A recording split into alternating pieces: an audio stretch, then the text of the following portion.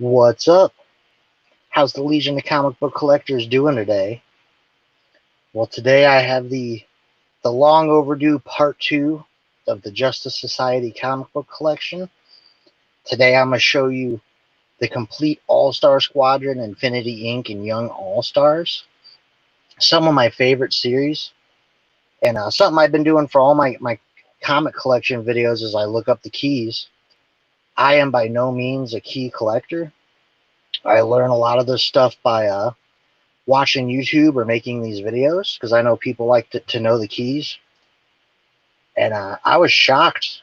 I mean, I knew a little bit of the stuff that was in these runs, but I'm pretty shocked the amount of keys in these series. I mean, pretty much every single key for the Stargirl show is in these runs, and you have the pretty much the first professional artwork of Todd McFarlane is in these. What's up, Bill? So, I mean, I usually have a dozen, maybe at the most I've had half a page of keys to write down. You can see this, it's a full page of keys in these books, which is crazy because these are books that I easily collected. I love the characters, love the stories, but these are by no means sought out or sought after books. Very affordable and a ton of really cool keys. So issue 1 here, starting with the All-Star Squadron. Issue 1 is the origin of the All-Star Squadron. Nothing major yet. When we start getting towards the end of this and into Infinity Inc., you start seeing a lot of cool stuff. But I love these covers. You get a ton of heroes, a ton of cool villains in these stories. Issue 4 is the first appearance of the Dragon King. That's a villain. What's up, James, and Boxes of Comics? Thanks for coming by. Issue 5. This is the first appearance of Danette Riley, the second Firebrand. And then looks like we go a little bit before another one. But I cannot recommend these stories, these series or books enough. I think it's criminal just sort of how unwanted these books seem to be. You don't see a ton of people talking about them. And I mean, you just see they're littered. The 50 cents and dollar bins are littered, as you could tell, littered with these books. I had a really easy time putting these together. I love these covers like this. This is, of course, is a crossover with the Justice League. Sort of in the spirit of the old JSA crossovers. Robot Man. So many cool characters in this series.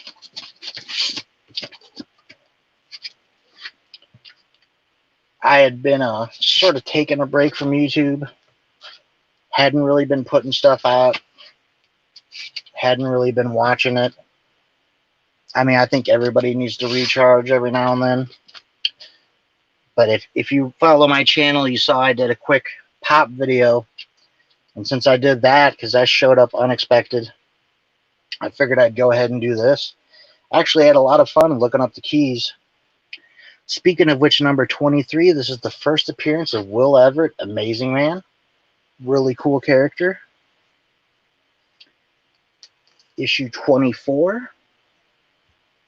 First appearance of the second Brainwave, Henry King Jr., the son of the original, talking about Stargirl keys. I kept seeing these articles that say the Stargirl was based on like the first JSA run that Jeff Johns did. And if you're watching Stargirl, it seems to be more based on Infinity Inc. and even these All-Star Squadrons. Because this Henry, the Henry the Second Brainwave is in the show. So that's super cool. And then this one, this is a major book. If you're a Green Lantern fan, anything like that. Issue 25. First team appearance of Infinity Inc., as you can see them here. First appearance of Obsidian. And first appearance of Jade. These are the son and daughter of Alan Scott. And I believe she is called the Harlequin, one of his villains. You have a first appearance of Silver Scarab. That's the son of Hawkman and Hawkgirl. You have the first appearance of Nucleon, who goes on to be Atom Smasher in the more modern JSA books. Just absolute amazing book there. I had no idea. I think that's super cool. So then we got, look at that cover. You got Jay Garrick, Phantom Lady, Wildcat, Robin. I love the covers of these books. Let's go ahead and move some over. Look at the Spectre cover.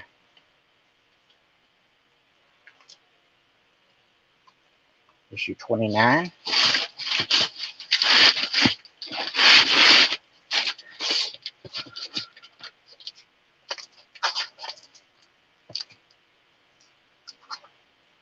Look at this. And you get lots of cool other teams like the Freedom Fighters, Seven Soldiers of Victory make an appearance. We have issue 33 right here. First appearance of Tsunami.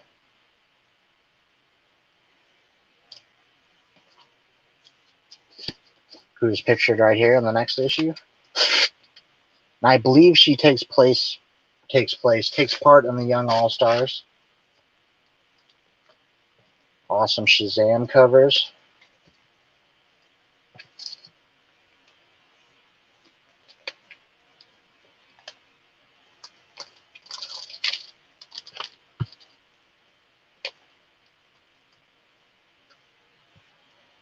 Near the end, you would start getting origins of people. I actually have one. Oh, okay, I have 2 issues of it. I was about to say I have one out of bag. Must have been a double I forgot to bag.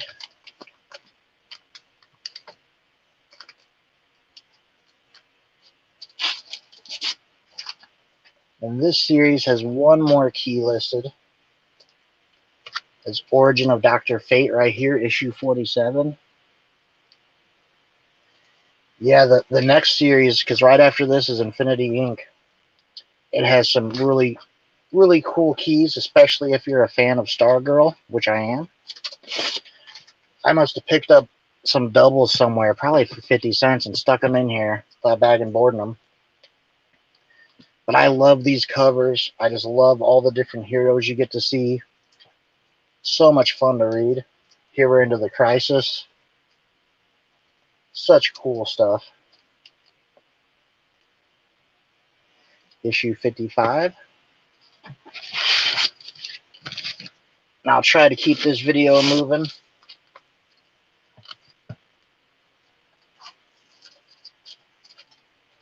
But I know we're getting to the end of All-Star Squadron.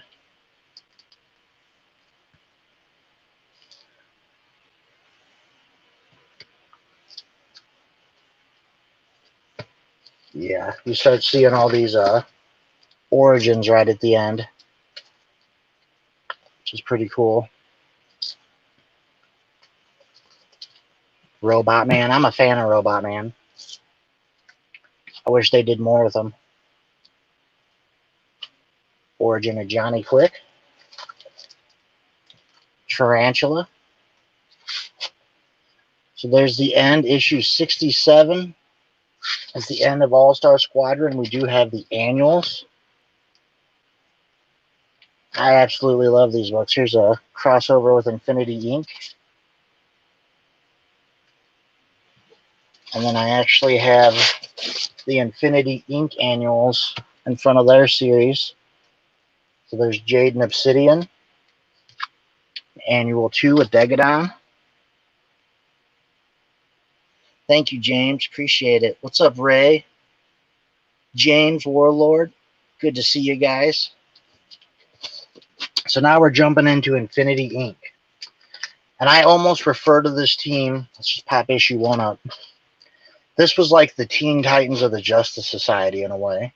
Like, a lot of these would be sidekicks or like sons and daughters that started their own little team away from the JSA. I really, really enjoy this series, and if Stargirl is really based on anything, it's sort of based on this. So let's take a look at this series.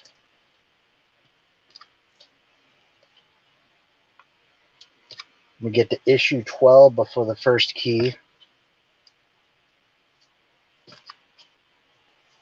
And of course, this all takes place on Earth 2, which is the original Earth, the Earth from, you know, Detective 27, Action Comics 1, those heroes. But by this point, we had sort of had a new Earth 1 with newer versions of the characters.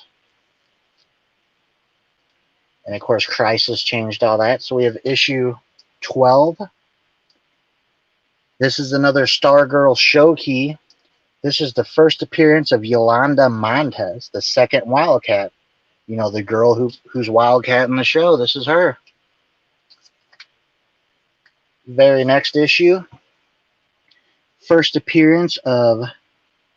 Oh, this features the first published artwork of Todd McFarlane. I forgot that he had his keys in here too. I believe it said there's like a promotion or something with like something he drew that said check out this artist. But then you get to the next issue, issue 14. This is the first Todd McFarlane cover in comics. And he was part of this series for a while, weirdly enough. For a little bit going forward, he's doing interior art and some of the covers. We have issue 15. And then issue 16, this is the first appearance of Mr. Bones. And he's still around till this day. I forget, what was it, the DEO? Something like that he was working for. I know they got took out by Leviathan in current comics. Spoilers. But you can see McFarlane up here at the top. I'm not a huge McFarlane guy, but I know people are. So it would be pretty cool for them. Issue 19. Another Stargirl show key. First appearance of Beth Chapel, the second Dr. Midnight. Also the first appearance of Mechanique, I guess you would say. The robot lady. Here, let me move these over.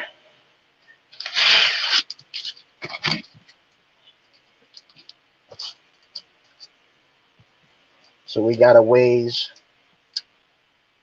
Is it the 19 and 20? So issue 20 here. First appearance of Rick Tyler, who's the son of the first Hour Man. And the first appearance of the second Dr. Midnight. And it's really weird because it lists this. This, of course, would be more Stargirl keys, but then it lists this one as first appearance of Dr. Midnight in uniform. So we had 3 issues of first appearances, but I'm not really sure what the second one's supposed to be. And that is the first time you see Rick Tyler in uniform as Hour Man, number 21.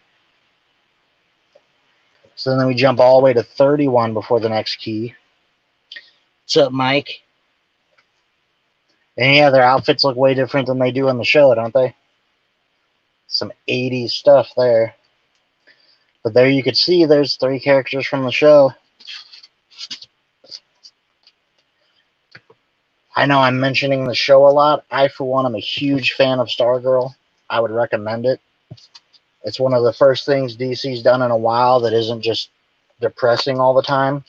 It's a lot of fun. I really enjoy it. So we have issue 31. Is that Johnny Thunder from the miniseries? But this issue, Star Spangled Kid becomes Starman. He starts going by that name. 32. Green Fury becomes Green Flame, later Fire. I don't think it's the Fire from the Justice League, though.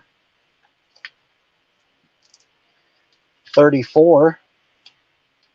First appearance of the second Icicle, Cameron Market. Second team Our first team appearance of Injustice Unlimited. Maybe it is the Fire from the Justice League. I'm not sure. But I believe this is the son of Icicle you're seeing in the show too, his first appearance.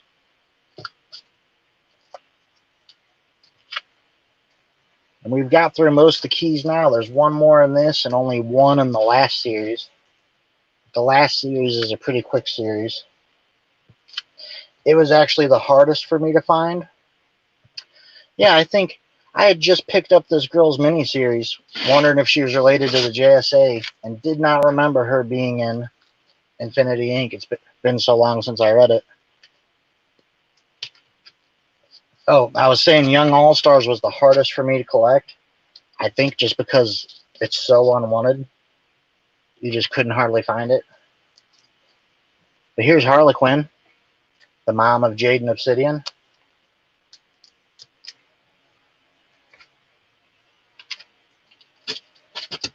We get to issue 50.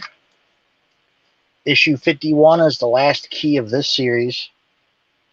Death of Skyman and the Wedding of Fury and Sandman. That's two weird things to have in a single issue. So the end of this is a Infinity Inc. special, and of course the Convergence mini. So then we get the Young All-Stars, and I thought this series was pretty cool. I mean, it's a play on, of course, All-Star Comics, where the JSA came from, almost like a second Teen Titan-ish group of people. And this key is just the first appearance of them, the Young All-Stars, and the first appearance of I wrote her name so bad. It's when Tigress, the old villain, starts or Huntress, I should say, the old villain, starts going by the name Tigress. But this is a cool little series. I love these covers, sort of introducing all the characters. And they sort of did, like, have characters like, you know, looks like Batman, an Aquaman-ish person, Iron Monroe, sort of like the Superman, another water-based hero, Neptune Perkins, Fury, who I think is related in some way to Wonder Woman. I think she's an Amazon. I forget now. I think she's a lot like Power Girl used to be. She has a really convoluted backstory. But this series started post-Crisis, and I thought it had a lot of promise. I mean, I did enjoy it, but I could see where the story kind of went off and why it maybe wasn't so well received. But the team was so cool, and it was such a good idea. It's a shame it tanked. And these were a pain in the butt. Absolute pain in the butt to track down.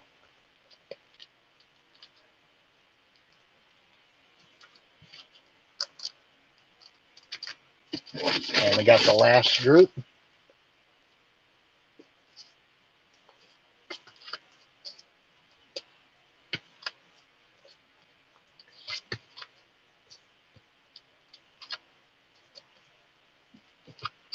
I guess it went a decent amount of issues. Went about 3 years. So the last issue of that is issue 31. And of course, they had one annual. Mechanique gets around. We saw her in all 3 series today. What's up, Russ, Tony, Aloysius Wayne? Sorry if I mispronounced that. Couldn't find my walker. But, yep, there you have it, guys. That is my Justice Society comic collection part 2. We had the first published artwork, I should say professional artwork of Todd McFarlane. Tons and tons of keys, including pretty much every character from the Stargirl show was in these series. I love these series. I would recommend anyone picking up Young All-Stars, Infinity Inc., or All-Star Squadron. And to everyone into the chat, oh, new to the community? Well, Mr. Wayne, definitely sub up everyone you see here in the chat. They all have fantastic Allo Bro. Alright. They all have great channels, Allo Bro. Thank you for coming to check out my channel. And something I like to say at the end, if you're new and you like what you see, please think about giving me a subscribe. And to all my subscribers, please give me a like and a comment. I'd love to hear from you in the comments. I haven't been doing much content lately, but I'd still love to hear from you. Maybe get some motivation to start pumping some more videos out. And as always, thank you for watching. And I'll see you next time, guys. Be safe out there.